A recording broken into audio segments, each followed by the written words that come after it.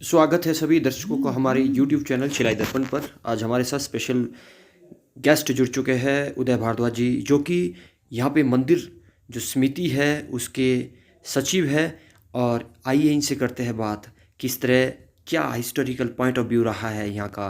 क्या ये जो देवालय है, इनका कहना है ये मंदिर नहीं देवालय है।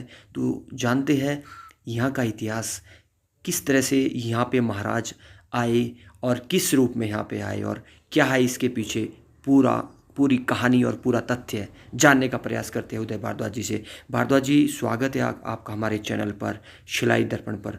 और आप दर्शक जानना चाहेंगे कि किस तरह की एक इतिहास रहा है, ऐतिहासिक पॉइंट ऑफ व्यू से ये जो है स्थान किस तरह से महत्वपूर्ण है। आइए इस वीडियो में हम पूरी चर्चा करते हैं इस विषय में। देता रहते हैं। जिस प्रकार भागवत कथा में हमारे गुरु भाई प्रकाशानंद जी ने कहा कि देवटी मंदिर में बहुत अंतर होता है, तो यहाँ देवालय है और तो ये मासु देवता का देवालय है। और भाषा एवं संस्कृत विभाग, पुरातत्व विभाग के अनुसार ये मंदिर जो है, जिसको देवालय जो हमारा है, ये 14वीं शताब्दी का है। ये प्रमाणित है।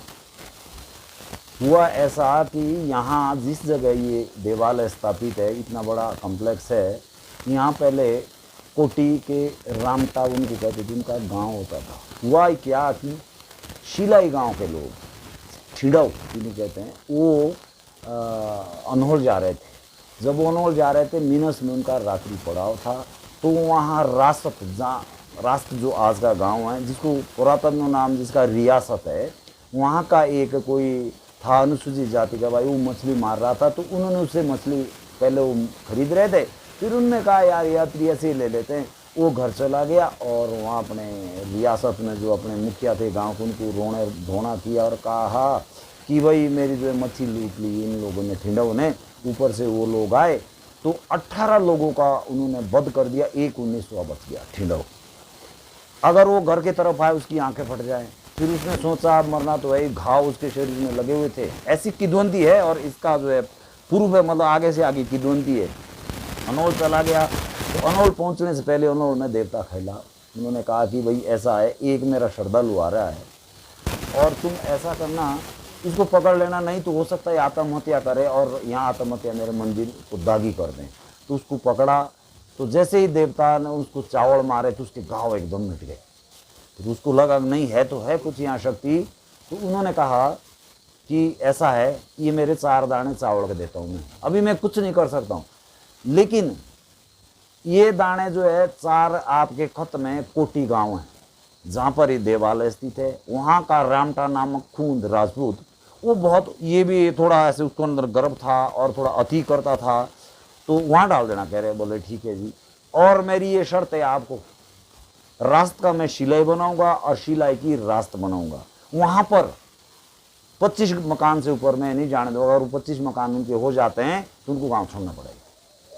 तो वो आया, जैसे वो कोटी गांव में वो चावल लेके मासू देवता के पहुंचा, तो उसने यहाँ के मुखिया को कहा कि मासू महाराज ने ये चावल दे रखे 4 दाने। तो उस कोटी के जो गाँव के जो थे, वो जहाँ पर ये महाराज का देवालय स्थित है, उसने कहा यार जहाँ मेरे 13 घर का गंदा नाड़ा गिरता वहाँ फेंक दे, इसका क्या करना मैंने 4 दानों का, और इससे खाना चावल भी भात भी नहीं बनेगा।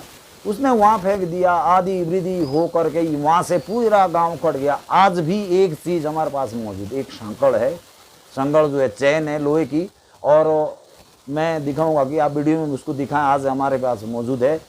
और यहाँ से ख़त्म हो गया। और मासू महाराज यहाँ नेचुरल आए हुए।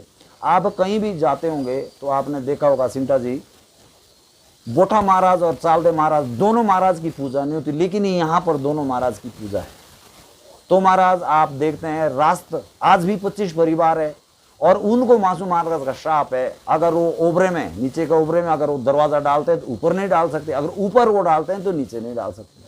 तो आज आप देखिए शिलाई में 450 से 500 परिवार हो गया उस एक आदमी का।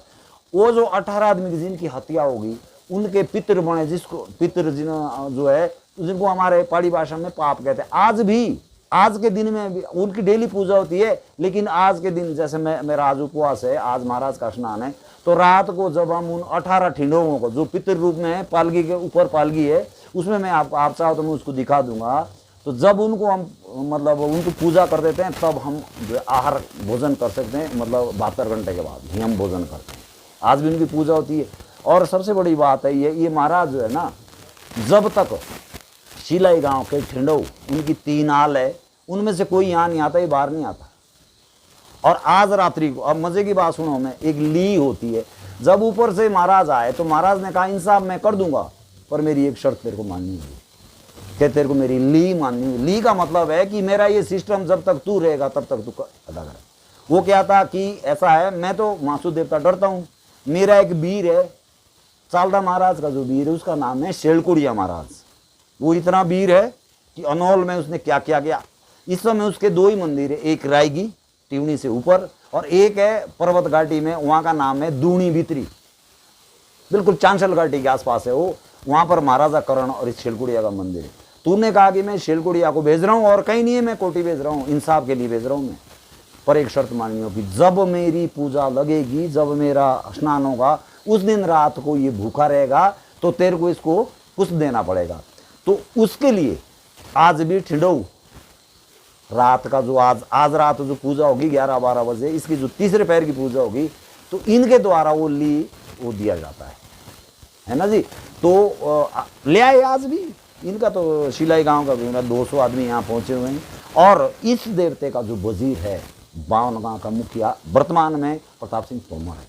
आगे जब वो खम जाएंगे तो उनका आगे होगा, जो बावन गांव का मुखिया होगा इसका वजीर होगा। ऐसा होता करते हैं। रास्ते में तो आपने देख लिया। अब अभी कोई 25 या 30 साल पहले रास्तों वाले इस दोष को खत्म करने के लिए महाराज ऊपर ले गए, लेकिन वो ठीक से अभी भी नहीं हो पा रहा है। अब मैं आपकी इसकी बात करता हूँ कि ये 16वीं शताब्दी में इसका मंदिर का यहाँ निर्माण हो गया था। वैसे तो 100-150 साल तो इसको लगे, इनको दोष गांव उजाड़ा सब कुछ किया, तो इसका देवालय का निर्माण हुआ। देवालय आप देख रहे हैं ये नागर शैली में बना हुआ है। इसका देवालय आप देख रहे हैं, गोठा का भी चालदा की नागर शैली में। शायद जो इतिहासकार है ये पिगोड़ा शैली होगी, नागर शैली होगी। मासू महाराज का पिगोड़ा और नागर 2 ही शैलियों में बनता है। तो अब मैं पिछले 28 साल से इस मासू देवता देवालय जीर्णोद्धार समिति, जीर्णोद्धार हम इसका कर रहे हैं। हम निर्माण नहीं कर रहे, जीर्णोद्धार कर रहे। पुरानी हमने इसकी जो पुरातत्व इसकी धरोहर है उसको मैं इसका महासचिव हूँ। आदरणीय कौर सिंह राणा जी समिति के अध्यक्ष हैं और डॉक्टर हीरा सिंह नेगी जी इसके कोषाध्यक्ष हैं। इस देवालय की हमारी 2 समितियाँ। हम जो एक समिति है सीनियर, हमारा काम है देवालय में इसका निर्माण करना। कहीं टॉयलेट है, कहीं व्यवस्था है, यात्री आए उनको सोने के लिए, खाने की क्या व्यवस्था रहती है, कहीं बिजली का है, पानी का, वो हमारा काम है जीर्णोद्धार समिति। और जो हमारी ये सेवा समिति है, जो हमारे यंगस्टर है, कोई सर्विसमैन है, काफ़ी 100-150 है। जैसे आज यहाँ भंडारा लग रहा है, कम से कम ये 15 से 25 हज़ार के लोगों के बीच यहाँ भंडारा खिलाया जाएगा। तो वो करते हैं, वो हमसे नहीं लेते, जो बच जाता है वो यहाँ डाल के जाते हैं और वो बेचारे अपने आप वो। अब देवालय की हम बात करते हैं तो वर्ष 2003 में हमने इस केस को भारतीय पुरातत्व विभाग दिल्ली को भेजा। आदरणीय श्री गोपाल दिलेग जी यहाँ जिला भाषा अधिकारी होते थे, इस समय वो सेवानिवृत्त हो गए। तो उनसे मिल करके, उनके लिए भी एक बहुत बड़ा तजर्बा, वो विश्वास नहीं करते। तो मैंने उनसे कहा कि भाई अपने आप कर लीजिए। तो उसने अपने एक यहाँ पर सूचना की कि अगर मेरी बेटी रूबीना दिलेग अगर वो टीवी सीरियल में निकलती है या उस फिल्म इंडस्ट्री में निकलती है तो महाराज मैं आपका सेवा। तो मज़े की बात है, जिस दिन वो यहाँ हो, महाराज के लिए जो दिल्ली से 2 लाख रुपए का पुरातत्व विभाग से चेक आया था, जैसे ही उन्होंने मुझे कौर सिंह राणा को, डॉक्टर नेगी को चेक दिया, उसके बाद वो अंदर भेंट करने गए। जैसे ही बाहर आते तब तक शायद चाहे कि उन्होंने 2-2 घूंट लिए थे और उनको दिल्ली से टेलीफोन आ गया और वहाँ से बॉम्बे से रूबीना का फ़ोन आ गया कि पापा मेरा सिलेक्शन हो गया। फिर तो उनकी धर्मपत्नी श्रीमती रूबीना अपनी शकुंतला दिलेग जी और अपने जो जिला भाषा अधिकारी थे गोपाल दिलेग जी, उन्होंने कहा कि वास्तविकता में यहाँ शक्ति है। वो बहुत विद्वान आदमी है और बड़े धार्मिक विचार के आदमी हैं। तो उसके बाद ये हमारा शुरू हुआ। तो मेरे पास, मैं इसका महासचिव हूँ, जो मेरे पास इन रिटर्न है तो लगभग 1,27 लाख के करीब यहाँ जितना जीर्णोद्धार का काम हुआ है। और हमने किसी से ना तो गांव में से लिया, बस श्रद्धालु देते रहते हैं। लेकिन हमारी कमेटी देवता से मतलब इस 26 या 27 साल के कार्यकाल में यहाँ पर किसी मिस्त्री की अंगूठी तक को कट नहीं लगा है। लेकिन जो भी हम कार्य करते हैं, हम कोई मुहूर्त नहीं देखते, हम देवता को पूछते हैं, जो हमारा देवता आदेश करता है हम इसके अनुसार कार्य करते हैं। अब इसकी सुकना की मैं बात करता हूँ, मैं ऐसे उदाहरण देता हूँ। आज भी नैन सिंह जी पंडित धकोली, उनके पुत्र वधु के पास बेटे नहीं हो रहे, तो आज ही उन्होंने तो 3-4 साल पहले उन्होंने सुकना की, महाराज कुछ हम हमारे पुत्र कुछ दे दो। तो महाराज ने चावल दी, कोई बात नहीं। तो उनके पास जैसे ही एक पोता हुआ, वो यहाँ लेके आया कि महाराज आपने हमारी मनोकामना पूर्ण। महाराज मुकर गए कि नहीं अभी नहीं मिलूंगा, जब 2 हो जाएंगे। तो इस साल आए थे, अभी अब से 2 घंटे पहले उन्होंने वो सुकना जो उन्होंने अपनी मन्नत की थी वो पूरी कर दी। और न्याय प्रिय देवता ये इतना है कि जैसे किसी का कोई भी विवाद होगा, मुझे नहीं लगता कि शायद ये सुप्रीम कोर्ट से भी ज़्यादा है। कोई ज़मीन का विवाद हो या आपसी मनमिटा जो भी हो, तो इसके यहाँ कोई पुकार डाल देता है तो ये बिल्कुल न्याय कर देता है, और ये ऐसा सटीक न्याय करता है, तो इसको न्यायप्रिय देवता भी कहते हैं। अब ये मासु देवता है, वैसे तो बताते हैं ये कार्तिक स्वामी के अवतार है। कार्तिक स्वामी के 4 पिंडों से ये बने हैं, कश्मीर से तालाब से ये उत्पन्न हुए हैं। बोठा, चालदा, बाशिक और पवाशी 4 ये है। तो जैसे यहाँ पर बोठा महाराज, उनके जो वजीर है वो कैलू महाराज है, और यहाँ पर चालदा महाराज है, उनके जो वजीर है वो शेलकुड़िया महाराज है। तो ये न्यायप्रिय देवता है। वो जो शेलकुड़िया महाराज है वो ऐसे हैं, कोई भी मतलब बुरी चीज़, बुरी आत्मा, कोई बुरी शक्ति, उसकी मिट्टी उठा के उसमें डाल देते, तो आज तक रिकॉर्ड है, कोई वापस नहीं आया। जो ये फाइनल कर देते वो फाइनल है।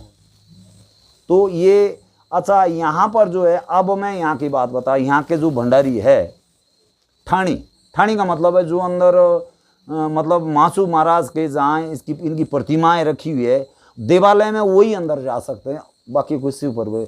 तो एक ऐराना है, नेगी है, वो जसाई उनको कहते हैं। तो वर्तमान में इस समय नैन सिंह नेगी है, पंचराम नेगी है, और अपने गुड्डू नेगी है या प्रकाश नेगी है। तो उनके 5-6 परिवार है, तो वो ठाणी है, वो ऐराना के हैं। उनके सिवा यहाँ पर बिल्कुल ड्यूटी बांटी। इसके पुजारी है खतराई पंडित है, वो दिरोग रहते हैं। शिलाई वाला ने उनको रखा 300 बीघा, इसके एवज में शिलाई वाला ने उनको ज़मीन दान दी। पंडित जी हमारा देवता पूजना मत बंद रखना, आप देवता पूजो, आपको ही ज़मीन है।